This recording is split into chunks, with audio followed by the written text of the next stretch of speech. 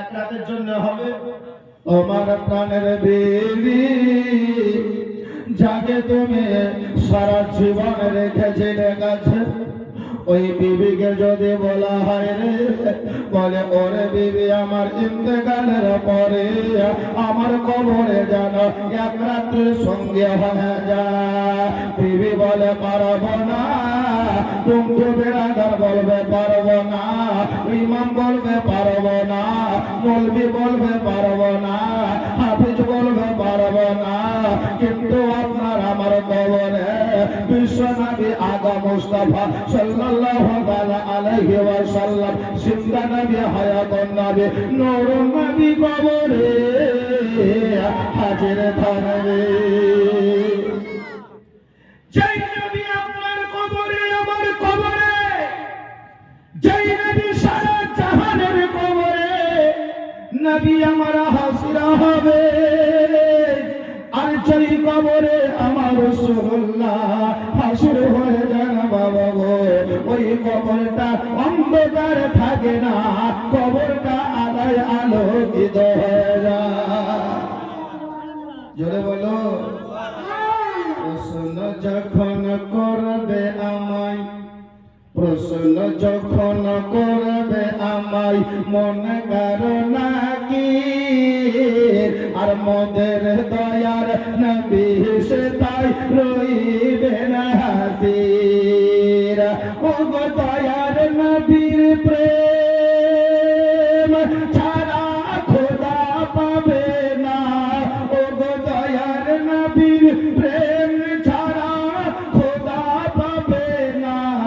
আমার নবী বিনে এই জীবনে আপন কেউ না, আমার নবী বিনে এই জীবনে আপন কেউ না। কবর মাঝে মা বাবাকে, কবর মাঝে মা বাবাকে ওরে দেখা যাবে না, কবর মাঝে মা বাবাকে দেখা যাবে না। আর যাকে দেখবেন তিনি হলেন শাহে মদিনা। কবর মাঝে মা বাবাকে দেখা যাবে না, আর যাকে দেখবেন তিনি হলেন শাহে মদিনা। ও গো ওই নবীজির, ও গো ওই নবীজির দিদার পেতে চলো মদিনা। ও গো ওই নবীজির দিদার পেতে চলো মদিনা। আমার নবী বিনে এই জীবনে আপন কেউ না। আমি যে জায়গাতে জালসাতে যাই, এই গজলটা অনেকে মুখস্থ করিলে, এত জোরে জোরে বললেন, কিন্তু আপনারা জোরে জোরে বললেন না, মানে আপনাদের মুখস্থ আছে মনে হয়, তাই না? অনেকে বলে গো এই গজলটা আল্লাহর রহমত যেখানে যায় আমি স্টেজে গজলটা বলতে পারি। আসুন বাবা, জিন্দেগির ক্যারেক্টার এমন ভাবে তৈরি করুন, আজ মসজিদে আপনি নামাজ পড়ি, আমি নামাজ পড়ি, একটা কারণ আছে না নাই বাবা?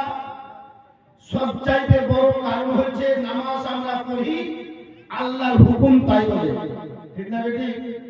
আচ্ছা বাবজি আপনাকে হাদিসে বলছে গো, হাদিসে তো সুবহানাল্লাহ। হাদিস কিছু কিছু হাদিস চেহারাতে বোঝা যায়, কিছু কিছু হাদিস চেহারাতে বোঝা যায় যে ও হাদিস। যাক মুআজ্জাজ সাহাবায়ে ইকরাম, আপনাদের হাদিস আপনাদের হাদিস শোনাবো ইনশাআল্লাহ। তাহলে আমরা নামাজ পড়ি রোজা রাখি কেন? আল্লাহর হুকুম বলে। একটু জোরে বলেন সুবহানাল্লাহ।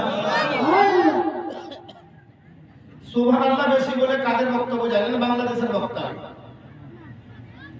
30,000 টাকা করে দেয় আর খালি যত পারে সুবহানাল্লাহ বলো, গজল বলো। কিন্তু ইন্ডিয়ান বক্তা কি পারে রে ভাই? কিছু মনে করলেন কথাটা বললাম তো, কিছু মনে করবেন না।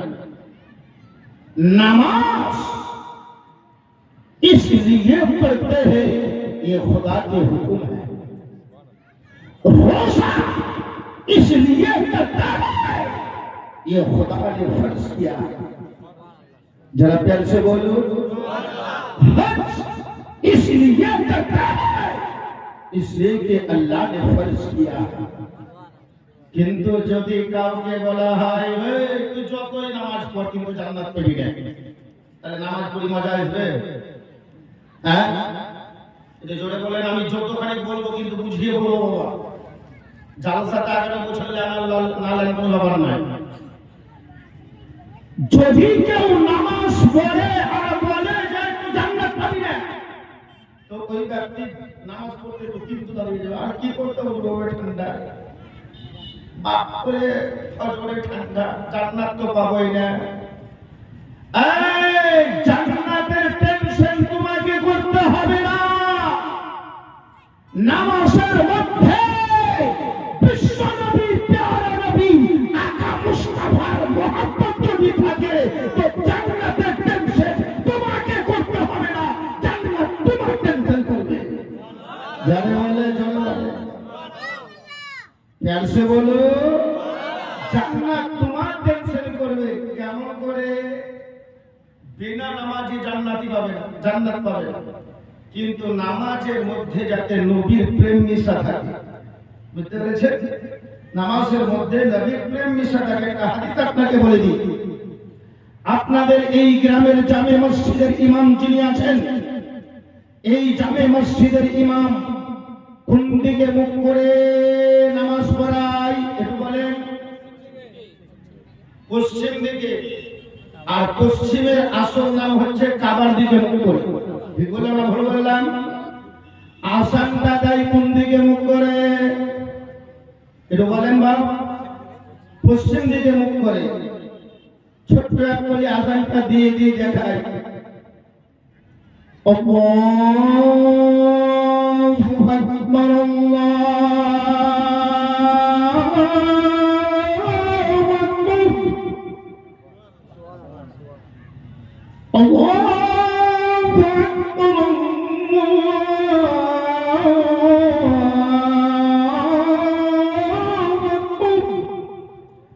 আপনাদের গ্রামে আজান হলো কাবার দিকে মুখ করে বাবা। মালদা ডিস্ট্রিক্টেও আজান হলে কাবার দিকে মুখ করে গো বাবা। বীরভূমেতে আজান হলে কাবার দিকে মুখ করে, আর নামাজ পড়া হয় কাবার দিকে মুখ করে। তবে বাবা আপনার ইমাম সাহেব যদি নামাজ পড়তে পড়তে পড়তে যদি একবার যদি দক্ষিণ দিকে তাকায়, একবার যদি উত্তর দিকে তাকায়, আর মুসল্লিরা যদি জানতে পারে ওই ইমামের পিছনে নামাজ কোন মুসল্লি পড়বে না। এটা জোরে বলতে হবে। কিছু বুঝতে পারলেন কি বললাম? আপনার ইমাম যদি নামাজ পড়াতে পড়াতে যদি উত্তর দিকে তাকায়, নামাজ হবে না। দক্ষিণ দিকে যদি তাকাই, নামাজ হবে না। পশ্চিমে কাবার দিকে মুখ করে নামাজ পড়াতে হবে। এবার সমানে কেরাম বুঝা গেল কাবার দিকে মুখ করে আসানো হয়, কাবার দিকে মুখ করে ইমামতিও করা যায়, নামাজও পড়তে হয়। কিন্তু বেরাদার, একজন সাহাবী রাসূল বাবা যিনি নামাজ পড়াচ্ছিলেন, কোথায় কোথায় নামাজ পড়াচ্ছিলেন? হযরতে আবু বকর সিদ্দিক নামাজ পড়াচ্ছেন মসজিদে নববীতে। আমার বিশ্ব নবী, প্যারা নবী, দয়ার নবী, আকা মুস্তাফা এত আশিক ছিলেন আবু বকর যে আমার নবী বা হায়াত থাকাকালীন আবু বকর 17 ওয়াক্তের নামাজ পড়িয়েছেন। কত ওয়াক্তের কথা বললাম? একটু জোরে বলেন। 6 ওয়াক্তের কথা।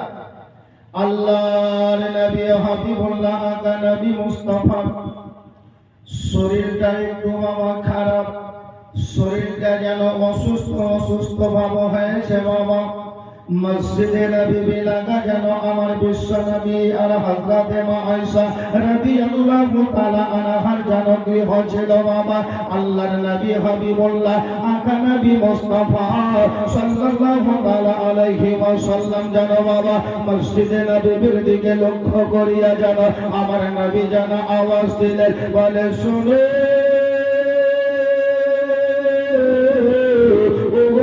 সাহাবীরা শোনো, তোমার বকরকে বলো।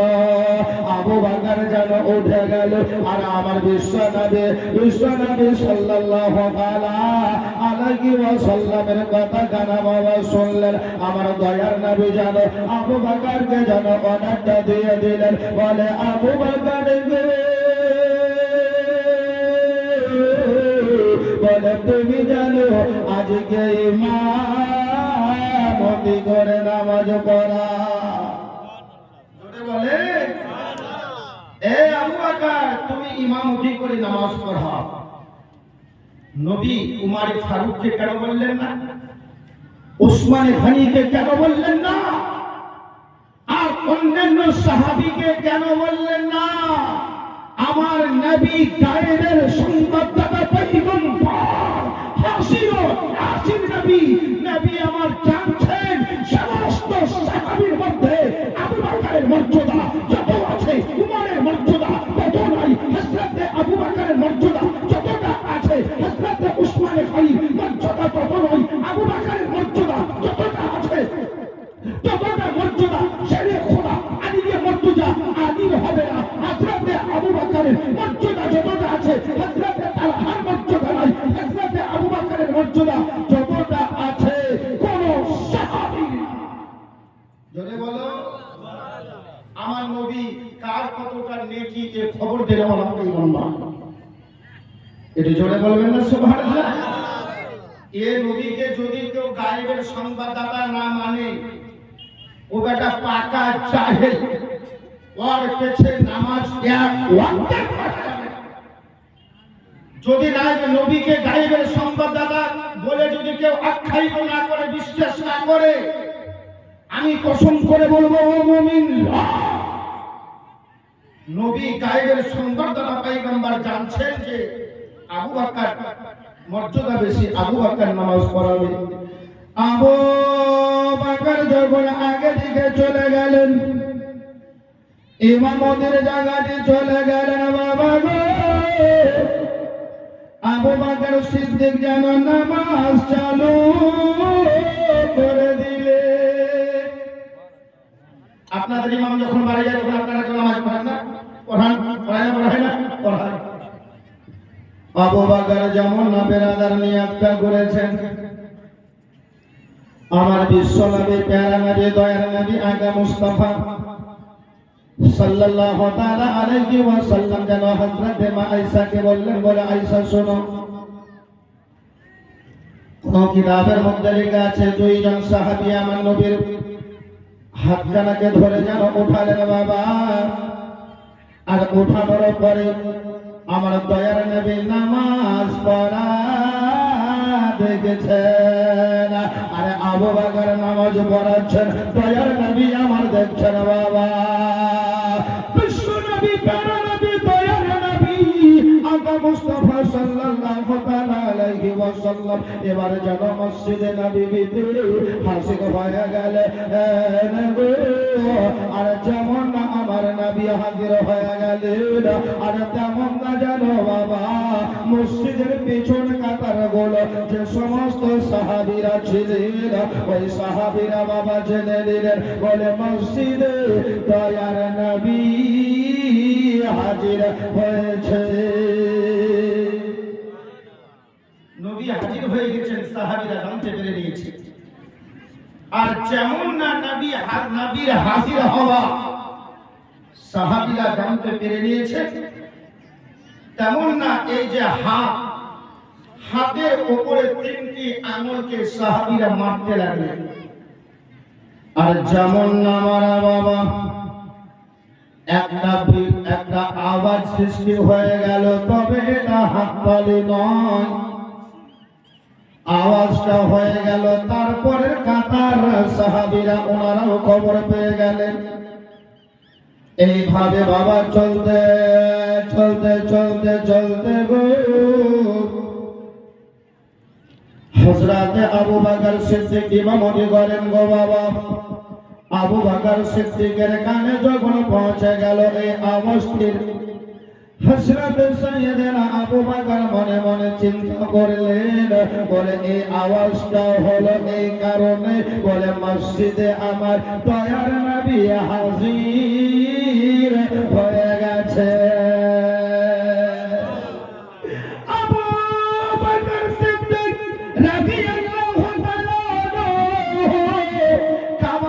দিকে মুখ করে নামাজ পড়াচ্ছেন বাবা গো। সঙ্গে সঙ্গে আমার বিশ্ব নবীর খাদিম আবু বকর জানো বাবা, বিশ্ব নবীর প্যারা সাহাবী আবু বকর সিদ্দিক রাদিয়াল্লাহু তাআলা আনহু উনি কাবার দিকে মুখ করেছিলেন। এবার নবীর জন্য আশা এই কথাটা যখন কানে পৌঁছে গেল, আবু বকর সিদ্দিক রাদিয়াল্লাহু তাআলা আনহু একেবারে দিকে পিছন দিকে তাকিয়ে দেখে নিলে। ইমামতি করতে করতে পিছনে একবারে পূর্ব দিকে তাকিয়ে নিয়েছে। আচ্ছা, আপনাদের ইমাম আমাদের ইমাম যদি পূর্ব দিকে তাকায় কই মুলবের ভাত পাবে? হ্যাঁ, বলে জগতের ইমাম যদি কাবার দিকে মুখ করা বাদ দিয়ে যদি অন্য দিকে মুখ করে নামাজ হবে না। কিন্তু আবু বকর তোমার নামাজ ভঙ্গ হয়নি। বলে কেন নামাজ ভঙ্গ হয়নি? বলে আবু বকর নামাজ পড়াচ্ছিলেন কাবার দিকে মুখ করে, আর এখন পিছন দিকে দয়ার নবীর চেহারাকে দেখে নিলেন বাবা। এতক্ষণ ছিল আবু বকরের মুখ কাবার দিকে, এবার মুখ হলো কাবার দিকে। জোরে বলেন সুবহানাল্লাহ। এতক্ষণ মুখ ছিল কাবার দিকে, আর এখন আবু বকরের মুখ হলো বলেন কাবার দিকে। আর সব তো ঝুঁকে হুয়ে কাবা के सामने, काबा के सामने। আপনারা নামাজ পড়ে না বাবা, কাবার দিকে মুখ করে। ভারতের লোকেরা নামাজ পড়ে কাবার দিকে মুখ করে, আরবের লোকেরা নামাজ পড়ে কাবার দিকে মুখ করে। যেই দিকে মুসলমান আছে বাবা, সমস্ত ব্যক্তিরা নামাজ পড়ে কাবার দিকে মুখ করে বাবা। কিন্তু কাবাকে তুমি জিজ্ঞাসা করো, বলে কাবা তুমি কি কাউকে সিজদা করো নে? কাবা কি বলছে যখন বাবা সব তো ঝুঁকে হুয়ে কাবা কে সামনে, কাবা কে সামনে। সব তো ঝুঁকে হুয়ে काबा के सामने, काबा झुका हुआ है मोहम्मद की शहर में, मोहम्मद की शहर में। सब तो झुके हुए काबा के सामने, काबा के सामने। বলতে যাচ্ছিলাম বাবা, সাইয়েদনা আবু বকর সিদ্দিকের অন্তরে আবু বকর সিদ্দিকের অন্তরে দয়ার নবীর প্রেম কেমন ছিল। একদিন সাইয়েদনা আবু বকর সিদ্দিক রাস্তা দিয়ে হেঁটে যাচ্ছেন, তো যেতে যেতে যেতে যেতে উনার কানে একটা আওয়াজ আসলো বাবা। কি আওয়াজ আসলো? গির্জাতে, হিন্দুদের গির্জাতে যে গান গায় না, ওই গানের আওয়াজ আসলো। মন দিয়ে বুঝবেন। সাইয়েদনা আবু বকর সিদ্দিক রাদিয়াল্লাহু তাআলা আনহু এই আওয়াজটা যখন পেয়ে গেল,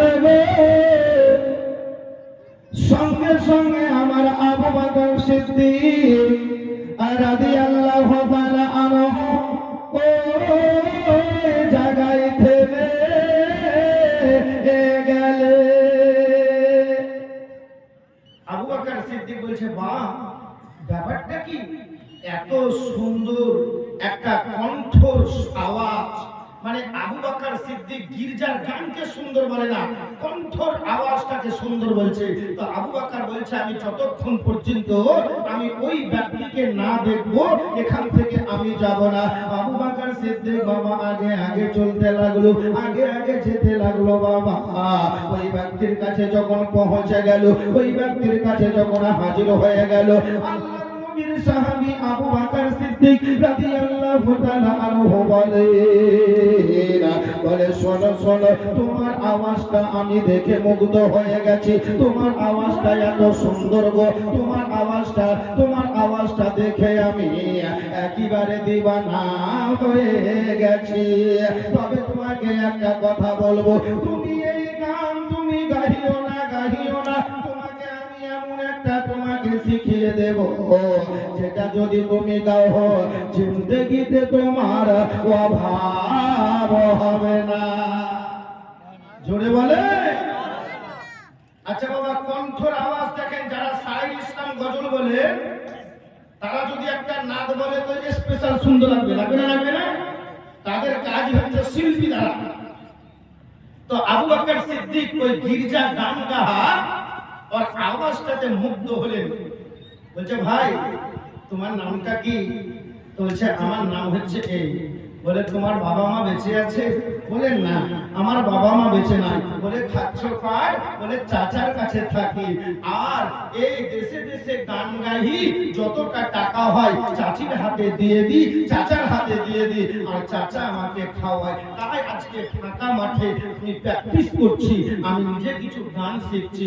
আবু বকর সিদ্দিক বলে ও ভাই তোমাকে একটা কথা বলবো, তোমাকে গির্জার গান গাইতে হবে না, তোমাকে এই গান গাইতে হবে না, এমন একটা তোমাকে শিখিয়ে দেব, ওইটা যদি তুমি গাও তোমার কণ্ঠে এত মানাবে, তোমার কণ্ঠে এত সুর মানাবে। আমি মাওলানা আমিরুল ইসলাম কালিমি, আমি যদি একটা গজল বলি বাবা, আমি যদি একটা নাচ শরীফ পড়ি গো, আর এই গজলটাই যদি হাজি সাহেব যদি পড়ে বাবা, আপনাদের গ্রামের মাওলানা যদি পড়ে বাবা, ওনার মুখ থেকে আরো ভালো শুনতেও লাগবে না? একটাই গজল আমার কাছ থেকে তিনার কাছে যখন শুনবেন বাবা, আওয়াজটা যারা ভালো শুনতে ততটা ভালো লাগবে। আবু বকর সিদ্দিক রাদিয়াল্লাহু তাআলা আনহু বলে ও ভাই গো, তোমার কণ্ঠ এত আমাকে ভালো লেগেছে, তুমি এই গির্জার গানকে তুমি ছেড়ে দাও, তোমাকে আমি একটা সুন্দর সুর করে শিখিয়ে দিচ্ছি। বলে আগে বলো তোমার নামটা কি? বলে আমার নাম হলো আবু বকর। আর যেমন না বলেছে আবু বকর। বলে কোন আবু বকর তুমি? বলে আমি হলাম বিশ্ব নবীর সাহাবী আবু বকর। তাড়াতাড়ি হটো। তোমার কাছে যদি খালি আমাকে দেখতে পায় কেউ, আর আমার চাচাকে যদি কেউ বলে দেয়, তাহলে আমাকে আর ভাব দিবে না। বলে ঠিক আছে, তাড়াতাড়ি আমার কাছে শিখে যাও না। বলে আচ্ছা তোমাকে শিখিয়ে দিয়ে চলে যাবো। বলছে আচ্ছা তাড়াতাড়ি শিখান। বলে কেউ দেখে নিবে না তো? বলে কেউ নাই। বলে ওই দেখো সমুদ্র আছে, ওই সমুদ্রের পাহাড়ে বসে বসে তোমাকে আমি শিখিয়ে দেব। বলছে ঠিক আছে, ওইটা যদি গাহি তাহলে আমাকে অনেকে অনেক টাকা দেবে। বলে হ্যাঁ, তোমাকে এত পাবে তোমার মন কলেজে ভরে যাবে। বলে তাড়াতাড়ি শিখান। সমুদ্রের যখন বাবা পারে চলে গেল, সমুদ্রের পারে চলে যাওয়ার পরে ওই গির্জা গানে গাহা ব্যক্তি বাবা আগে দেখে বামে দেখে ডানে দেখে গো, কেউ নাই বাবা। এবার আবু বকর সিদ্দিক যেন শিখিয়ে দিচ্ছে ও ভাই গো, তুমি পড়ো কালেমা লা ইলাহা ইল্লাল্লাহ, লা ইলাহা ইল্লাল্লাহ, লা ইলাহা ইল্লাল্লাহ মুহাম্মাদুর রাসূলুল্লাহ। এই কলেমাটা তুমি পড়ো গো, কলেমাটা যদি পড়ে নাও তোমার কণ্ঠে এত মানাবে গো, তোমার আর জিন্দেগিতে অভাব হবে না। তখন ওই গির্জা গান গাহা ব্যক্তিরা কি বলছে জানেন? বলছে আবু বকর, এটা তো সেই মুহাম্মাদের কলমা, এটা তো মুহাম্মাদের কালেমা, এটা পড়লে তো আমার চাচা একেবারে আমাকে রাখবেন। বলছে একবার পড়ে দেখ না, তোকে জোরামো করি না, তোর গলাতে মানাবে আমি জানতে পারছি। তখন চট করে সমুদ্রের মধ্যে, সমুদ্রের পাহাড়ে ওই ব্যক্তি করছে লা ইলাহা ইল্লাল্লাহ, লা ইলাহা ইল্লাল্লাহ, লা ইলাহা ইল্লাল্লাহ মুহাম্মাদুর রাসূলুল্লাহ। তেমন না বাবা ওই সমুদ্রতে যত মাছ ছিল গো ওই সমস্ত মাছগুলো একেবারে ওই গির্জা গানগাহা তাদের সামনে হাজির হয়ে গেল। বলেন তুই যদি কালেমা গাহিস জগৎ শুনবে শুনবে, দয়ার নবী যেখানে আরাম ফরমাচ্ছেন নবী তো শুনবেন। সমুদ্রের মাছ পর্যন্ত তোর মুখের আওয়াজের কালেমা শুনতে এসেছে। সঙ্গে সঙ্গে ওই ব্যক্তি বলে দিল আমি আর চাচার গোলামি থাকব না, আমি আর চাচুর গোলামি থাকব না, আমি আর জানোয়া আর মুশরিক হয়ে থাকব না, আমি যেন বিশ্ব নবীর কালেমার দিওয়ানা হয়ে যাব। নবীর কালেমা পড়ে যদি আজকে সমুদ্রের মাছ যদি চলে আসে গো, আজকে যদি জঙ্গলে পড়া যায় জঙ্গলের হরিণটা যদি চলে আসে গো, বিশ্ব নবীর কালেমাকে যদি জঙ্গলের বাঘে যদি প্যার করে গো, আমার মতো আমার বাড়িতে আর অভাব হবে না। জোরে বলো ইয়ে নবীর মোহাব্বত, নবীর কালেমাকে জঙ্গলের পশুরা পর্যন্ত ভালোবাসে। কিন্তু দুঃখের বিষয় পৃথিবীতে কিছু এমন জন্তু বেরিয়ে গেছে যারা বড় বড় দাড়ি রাখছে বাবা, হ্যাঁ টুপি পিনছে, পাঞ্জাবি পরার পরে নবীকে চিনতে পারে না গো। ঠিক না বলছি না ভুল বলছি? এমন দাড়ি থুইছে একবার নাভি পর্যন্ত, এই দেখেন এই নাভি পর্যন্ত দাড়ি থুইছে, আর বছর বছর 3 বার করে নাড়া হয়েছে, আর দেখতে একবারে বাঁদর মুখে লাগছে। বুঝতে পেরেছেন না? পারেন না? একটা দাড়ি থুয়া লোক যদি বারবার নাড়া হয় তাহলে ওর বউ ভাগ খেয়েছে। হ্যাঁ আমাদের দেশে আসে বেলাদা এই নবীর দুশমনেরা খালি বছর বছর নাড়া হয়, আর এই দেখেন আপনার নাভি পর্যন্ত দাড়ি থুইছে। এরা 4-5টা মশলার বেশি কিছু মশলা জানে না। এরা জানে যে টাকনুর নিচে খালি কাপড় পরবো, হ্যাঁ এই মশলাটা জানে, আর 3 বার করে বছরে নাড়া হইতে জানে, আর মুখকে নাড়া করে দেয়। এ মজ্জার সামনে তাছাড়া কিচ্ছু মশলা এরা জানে, সব চাইনা বলবি, সব রেডিমেড বলবি। ওদের বাবার ক্ষমতা আজ পর্যন্ত নাই যে সুন্নি জামাতের সঙ্গে বাদ করে জিততে পেরেছে। বুঝতে পেরেছেন? ওরা কিসের প্রমাণ কিসের কি নিয়ে ঝগড়া করে। আমরা ফজরে আপনাদের শুধু মসজিদ নয় সারা বিশ্বের আহলে সুন্নাতুল জামাতের মাসলাকে আলা হযরতের কুমতি যারা আছেন ফজরে আমরা কত সুর করে পড়ি বলেন তো, ইয়া নবী সালামু আলাইকা, এটাকে বলছে বেদাত। তো কোন হাদিসে বেরিয়ে যাবে বেদাত? আর আমি যদি এটা এই নবীকে সালাম জানা যদি দলিল পেশ করতে না পারি তো তোর বাড়িতে 12 বছর মাওলানা আমিরুল ইসলাম গোলামি থাকবে। নবীকে সালাম জানা আছে কিনা কোন হাদিসে লেখা আছে? নোট করেন, নোট করে রাখেন। বুখারী শরীফ 2য় খণ্ড 926 পৃষ্ঠা মাথায় হচ্ছে বাবু কওলুন নবী সাল্লাল্লাহু তাআলা আলাইহি ওয়াসাল্লাম কুমু ইলা সাজদিকুম, হাসিয়া নাম্বার 3 এ লেখা আছে আই ফি হে ইসতিহবাবুল কিয়াম, তাম জায়গা ছিল।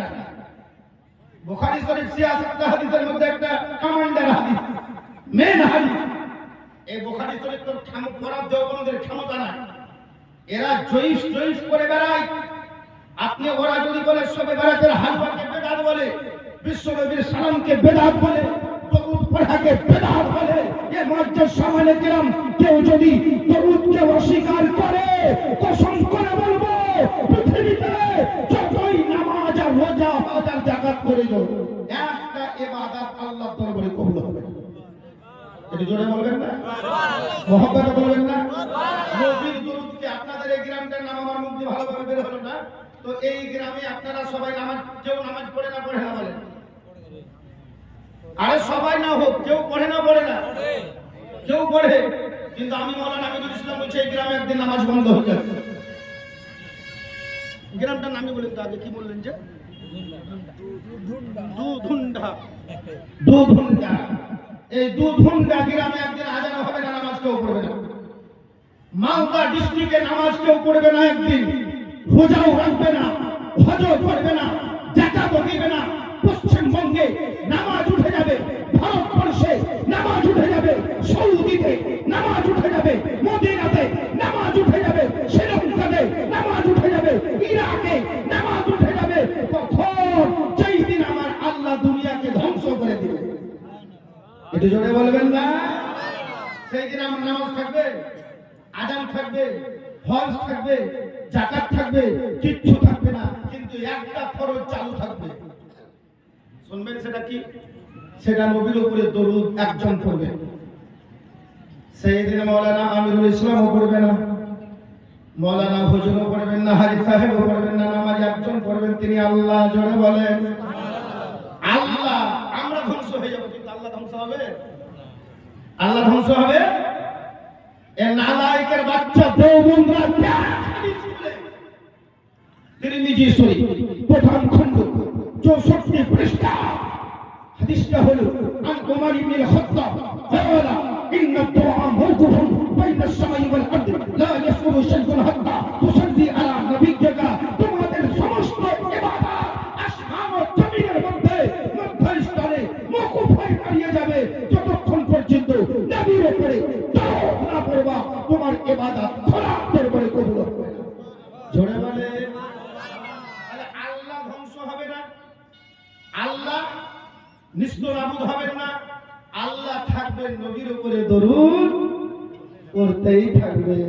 জোরে বলেন জন্ম আমার নবীর দেশে হলে কেমন হতো, জন্ম আমার নবীর দেশে হলে কেমন হতো। আরে তো নয়নে রাসূল পাক, নয়নে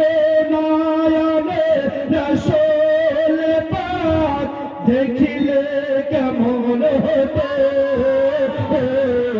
জন্ম আমার নবীর দেশে হলে কেমন হতো।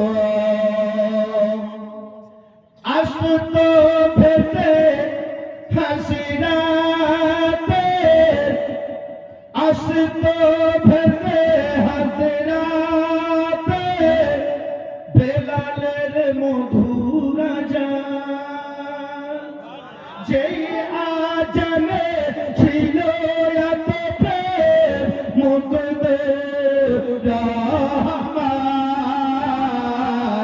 দয়ার নবীর পিছে নামাজ পড়লে কেমন হতো, দয়ার নবীর পিছে নামাজ পড়লে কেমন হতো। দিনে আলো চোনাই কত থাকতাম আমি অধম, সামনে রাসূলে পাক হতেন, পাশে সাহাবাগণ, বকর ওমর ওসমান আলী সঙ্গী কেমন হতো, বকর ওমর ওসমান আলী সঙ্গী কেমন হতো। তো নয়নে রাসূল পাক, তো নয়নে রাসূল পাক দেখিলে কেমন হতো, জন্ম আমার নবীর দেশে হলে কেমন হতো। আরেকটা হাদিস আপনারা শুনলেন। আচ্ছা বাবা কি বললাম, কিয়ামত দলিল পেলেন না? পেলেন না? জোরে বলতে হবে। বুখারী শরীফ মনে থাকবে, কত নম্বর পৃষ্ঠা বললাম? 926 পৃষ্ঠা। মুসলমানকে বিভ্রান্ত লাগাবার জন্য বলে শবে বারাতের হালুয়া খাওয়া না জায়েজ।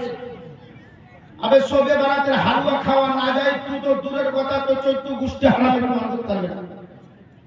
আর আমি দেখেন, আমি প্রমাণ করে দিচ্ছি কোন হাদিসে লেখা আছে। ইনশাআল্লাহ প্রমাণ করে দেব।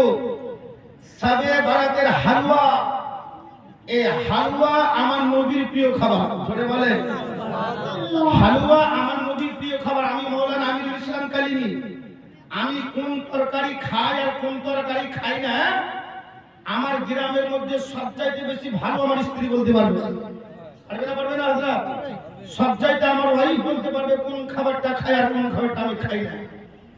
মা আয়েশাতুল হুমায়রা রাদিয়াল্লাহু তাআলা আনহাকে জিজ্ঞাসা করা হয়েছিল, ওগো মা আয়েশাতুল হুমায়রা, বলো নবীর কিছু খাবার সম্পর্কে তুমি একটু ব্যক্ত করো, একটু বলে দাও। আমার আয়েশাতুল হুমায়রা রাদিয়াল্লাহু তাআলা আনহা বলেন, আন আয়েশা قالت كان رسول الله صلى الله عليه وسلم, হযরত আয়েশা রাদিয়াল্লাহু তাআলা আনহা থেকে বর্ণিত, নবী আমার বলেন, ইহুবুল হালওয়া ওয়াল আসাল। হাদিসটা কোন হাদিসের নাম বললাম একটু জোরে বলেন? মিশকাত শরীফ। হাদিসটা বুঝতে পারলেন? মিশকাত শরীফ প্রথম খণ্ডে হাদিসটা লেখা আছে, আন আয়েশা قالت كان رسول الله صلى الله عليه وسلم ইহুবুল হালওয়া। এই ইহুবটা হলো ফেলে মুজারে। কি বললাম? ফেলে মুজারে। ফেলে মুজারের মানে কি হয়? ইয়াফআলু, करता है वो करेगा एक मर्द, है ना हजरत? करता है वो करेगा एक मर्द, हाल और मुस्तकबिल, हाल और मुस्तकबिल। তাহলে ইয়াফআলু करता है वो करेगा एक मर्द, ইহুবুল হালওয়া। হালুয়াকে নবী পছন্দ করতেন, আজও পছন্দ করতেন। করছেন, বলেন সুবহানাল্লাহ। এখানে ইয়া আছে, আলামাতে মুজারা, আলামাতে মুজারা চারটে, আলিফ তা ইয়া নুন। কি বললাম? আলিফ তা ইয়া নুন। আলামাতে মুজারা ফেল মুজারের শুরুতে, আলামাতে মুজারা যেটা ফেল মাজির শুরুতে আসে, वो आखिर जम्मा कौन, उसका आखिर को जम्मा करेगा। তাহলে ইয়াফআলু হলো, ফালা থেকে ইয়াফআলু হলো, তো ইহুবুল হালওয়া। বাংলাদেশের আব্দুর রাজ্জাক বিন ইউসুফ ওই বেটাকে বলেন যে হাদিসটার মানে কর, যদি তোর ক্ষমতা আছে, এতটা গ্রামার যদি মনে থাকে। মুমতাজুল ইসলাম একটা ভণ্ড বক্তা উঠেছে কলকাতা। মুমতাজুল ইসলামের একটা হাদিস আরবি শুনেছেন, একটা ইবাদত শুনেছেন, বলে মানে কর, ক্ষমতা আছে কি? এক ডাকজোর বর্তমানের ইয়াসিন, বুঝতে পেরেছেন? এর সঙ্গে আমি ফোন করেছিলাম, আল্লাহর কসম করে বলছি, আমি ফোন করে বলেছিলাম আমার সঙ্গে কিছু আরবি গ্রামারে লাগবেন। বলছে কোন জামাতের মৌলবি বলছো? বলে আমি কোন জামাতের বলছে, একটু আরবিতে কথা বলবেন কি? তো বলছে আমি বেরেলির মৌলবির সাথে কথা বলি না, এখন আমার ইউটিউব চ্যানেলে আছে, ওর সঙ্গে আমার বাহাস শুনি, পারেনি বলতে। অত ছস্তালয় লেখা নাই, পড়া নাই, নাম হলো মাস্টার, ওষুধ নাই, পাতি নাই, নাম হলো ডাক্তার, নাম হলো মাস্টার। লেখা নাই, পড়া নাই, নাম হলো মাস্টার, আর ওষুধ নাই, পাতি নাই, নাম হলো ডাক্তার। একদিনও স্কুল গেল না, তোমাকে নিজেকে মাস্টার বলতে লজ্জা লাগে না? একটা ওষুধের নাম জানো না, ডাক্তার বলতে লজ্জা লাগে না? মাথায় টুপি দিয়ে আজকে স্টেজে বক্তব্য রাখো, নবী হাজির নাজির হাদিসে পাও না, নবী আল্লাহর নূর হাদিসে পাও না, শবে বারাতের হালুয়া খেতে হয় তুমি হাদিসে পাও না, কেমন বলবি হলো তুমি? হ্যাঁ, তো এই 4-5টা বক্তা আছে, বুঝতে পেরেছেন বাবা? এই 4-5টার বক্তা বক্তব্য শোনা শরীয়তের দৃষ্টিকে একেবারে হারাম করে বলে, কখনো এদের বক্তব্য শুনবেন না। তাহলে নবী আমার ইহুবুল হালওয়া ওয়াল আসাল, নবী আমার হালুয়াকে পছন্দ করতেন, আজও করছেন। মধুকে পছন্দ করতেন, আজও করছেন। কোন আশিকের ফসল যদি হালুয়া খায়, বিশ্ব নবীর সম্মান করো। জোরে বলে সুবহানাল্লাহ। ইমাম সাহেব সামাজিক গ্রাম একবার জোরে সরে নারা লাগা, নারে তাকবীর, নারে তাকবীর, নারে রিসালাত, নারে হায়দারি, মাসলাকে আলা হযরত, মাসলাকে আলা হযরত শেরে বাঙ্গাল হযরত আল্লামা মুফতি গুলজার আলী মিসবাহি সাহেব। আপনাদের সাউন্ড আওয়াজ কিছু নয়, কিরা করে বসেছেন কোথায়? সুবহানাল্লাহ। এখানে হুজুর এসে গেছেন, ইনশাআল্লাহ 2-3 মিনিটের মধ্যে শেষ হয়ে যাবে।